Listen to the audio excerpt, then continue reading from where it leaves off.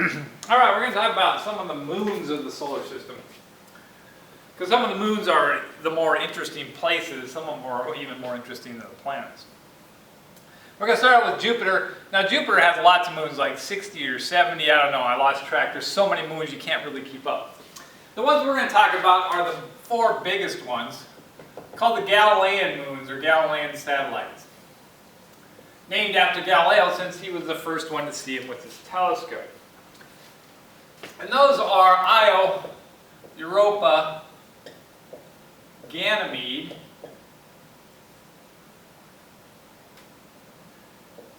it's not spelled right. Hold on a second. Spelling that wrong. Yeah, Ganymede, it's a Y. And Callisto. Io, Europa, Ganymede, and Callisto. Now, we're going to go from the outside in. So this is closest to Jupiter, furthest from Jupiter. Okay? But we're going to start with Callisto here, which is the furthest one from Jupiter. Callisto looks like this. Okay?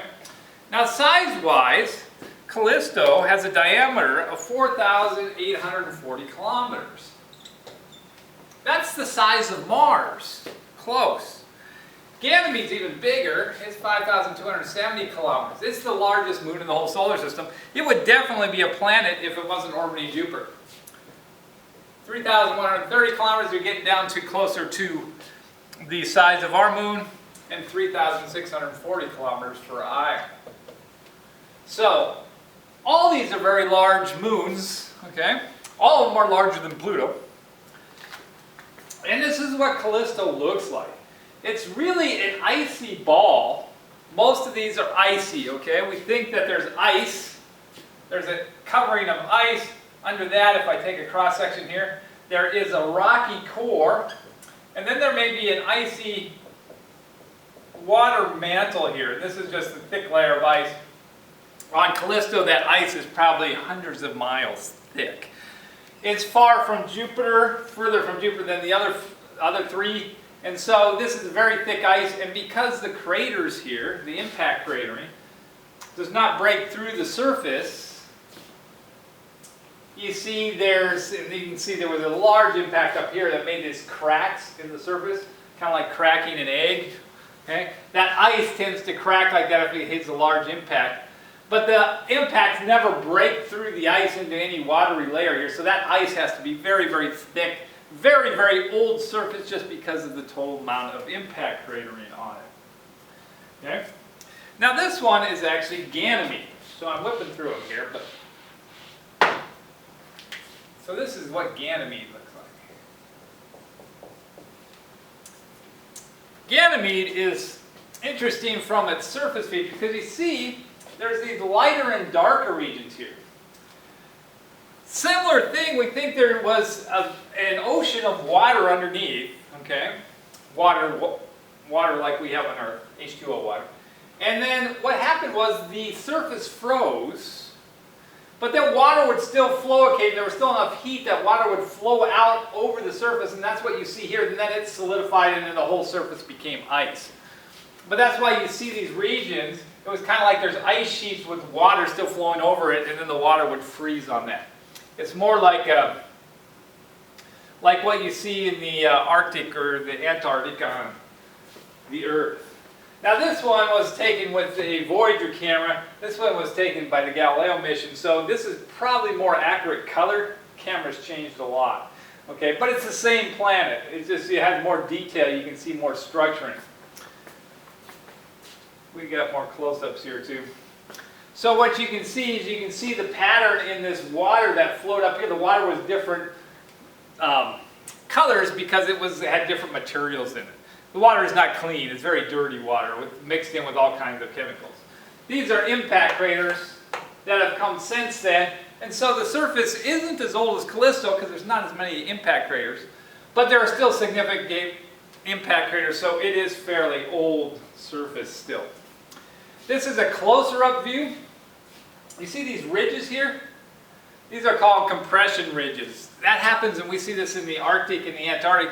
When you form ice and then the ice pushes together, well, the ice has to go somewhere, so it breaks and forms these ridges sticking up. That's what's happened here. So as you push ice together, it's kind of like when you push continents together, you push the ice up into these ridges. Also, this is a whole series of impact craters. Remember when the comet ran into Jupiter, I showed you pictures of, and there was a whole string of them?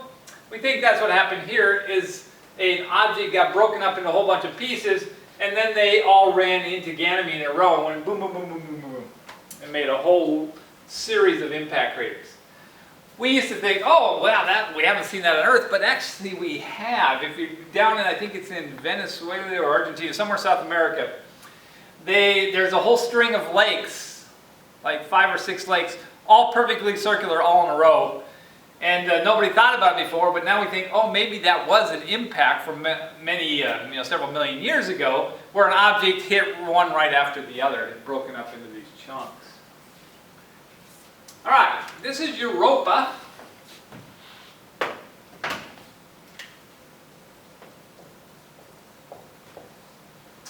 Europa is interesting because it is, let me go back first, it is the smoothest object in the solar system. What I mean is there are hardly any bumps. There's no mountains. There's very, very few impact craters, a few tiny ones. It is very, very smooth. What's that tell us? Well, what's that tell us about Europa? Here's a close-up view. Here's these compression ridges. You see, we see some small impact craters. Here's a slightly bigger one. But what that means is the surface is fairly new. So if we take a cross-section of Europa, we think there's a rocky core. There is an ocean here of water, liquid water. And then there is a layer of ice, water ice. But the difference with Europa is as you get closer to Jupiter, remember we're getting closer to Jupiter this way, you actually get heat from Jupiter. Jupiter is putting off infrared radiation. We know infrared radiation you can absorb as heat. And that infrared radiation means that you get warmer. These moons getting warmer as they get in, that keeps this ocean water here. Also, the tidal poles, as they orbit around, and this orbits around in only a few days, Europa does, as it orbits around in a few days, the tidal poles on it will keep essentially stretching and compression and keep it warm. So under here, this liquid ocean is probably fairly warm. And the layer of ice has to be fairly thin because we know the ice can flow up through these fractures. Through these cracks, it flows up and refreezes, smoothing out the surface. Now, it's possible that there is some kind of life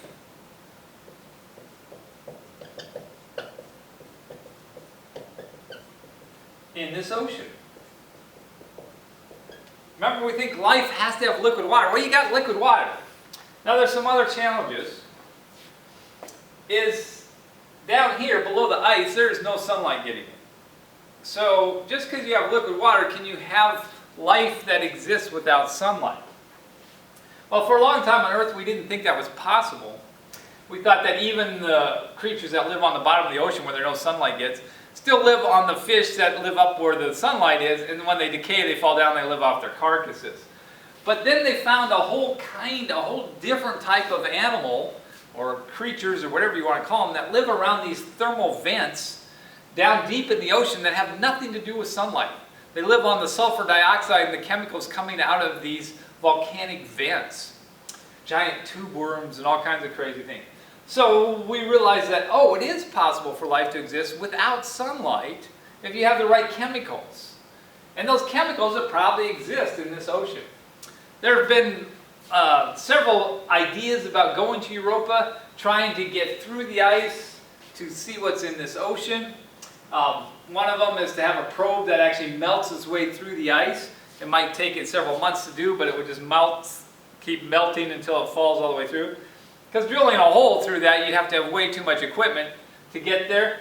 Or to get to some of these places where there's fractures, where the water can actually flow up through the fracture, and maybe that would allow you access in if you went to the right place. Europa is a very interesting moon because of the situation here with that possibility for life in that ocean. So that makes it one of the more interesting ones in the solar system. All right, the next moon we're going to talk about is Io. Sometimes pronounced Io, but I always pronounce it Io. Io looks like this. Now, unlike the other ones, Io is close enough to Jupiter that it doesn't have any ice, because the heat from Jupiter keeps the ice from occurring. And Io is at that magic distance. I don't know if you remember this, but here's Jupiter. But when we were talking about the rings of Saturn, there's a magic distance called the Roche limit, which is 2.5 times the diameter of the planet.